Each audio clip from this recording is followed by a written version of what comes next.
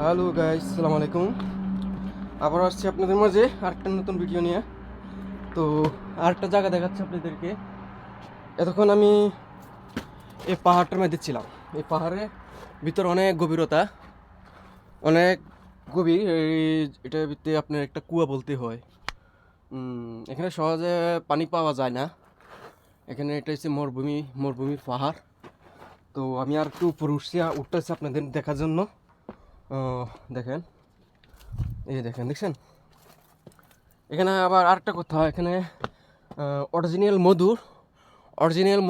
মধু পাওয়া যায় সহজে এখানে, বুঝছেন। এখানে যেমন অনেক ধরনের গাছ আছে। এই গাছের ফুল যখন আসে তখন মধুর মৌমাছিরা তখন এখান থেকে ফুলের থেকে মধু সংগ্রহ করে পাহাড়ে আপনার মধু পাওয়া যায় সহজে। যখন ফুলের সিজন আসে তখন আপনার মধুরা এখান থেকে ফুলের থেকে মধু সংগ্রহ করে আপনার করে আর কি।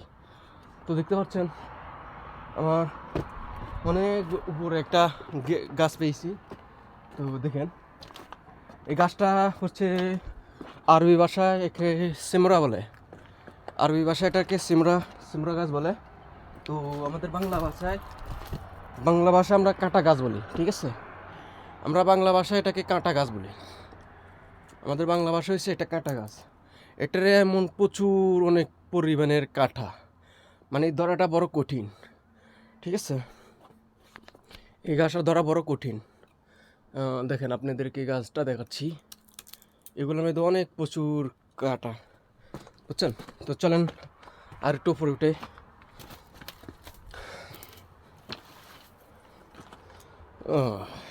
তো দেখেন, এই যে আরেকটা জায়গা আছে, এই যে দেখেন, এগুলোর মধ্যে রাতের বেলা হলে শিয়াল থাকে, কুকুর থাকে, পাহাড়ি কুকুর। এগুলো সহজে মানুষকে দেখলে মানুষকে খেয়ে ফেলে। তো দিনের বেলা অবশ্যই গাড়ি ঘোড়া চলাচল আছে রাস্তায়, তো তেমন বেশি ডরের কোনো কিছু না। আরও একটু উপরে যদি উঠতে পারতাম ভালো হতো। না, এদিকে যাওয়া যাবে না, কি লেগা, আমি একা মানুষ। যদি 2-3 জন মানুষ হতাম তো অবশ্যই যেতে পারতাম। তো দেখেন, আমার এখানে আরেকটা গর্ত আছে। এই যে দেখেন, এই যে এই জায়গাটা বিশাল রাতের বেলার জন্য ভয়ঙ্কর কি। দিনের বেলার জন্য তেমন বেশি কিছু না, কিন্তু রাতের বেলার জন্য এটা ভয়ঙ্কর। তো চলেন গাইস, আপনারা যেখান থেকে আছেন অবশ্যই আপনারা দেখতে পাচ্ছেন।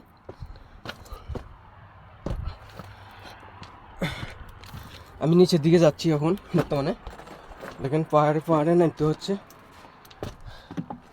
অনেক কষ্ট হচ্ছে।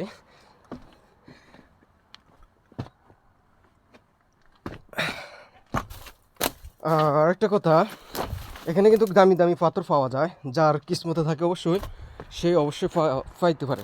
দামি একটা পাথর আছে, এটা কি পাথর বলে তা আমার সঠিক খেয়াল নাই, কিন্তু আমি জানি যে এখানে একটা দামি পাথর পাওয়া যায় এখানে। তো চলেন আমরা নিচের দিকে যাওয়া যাক।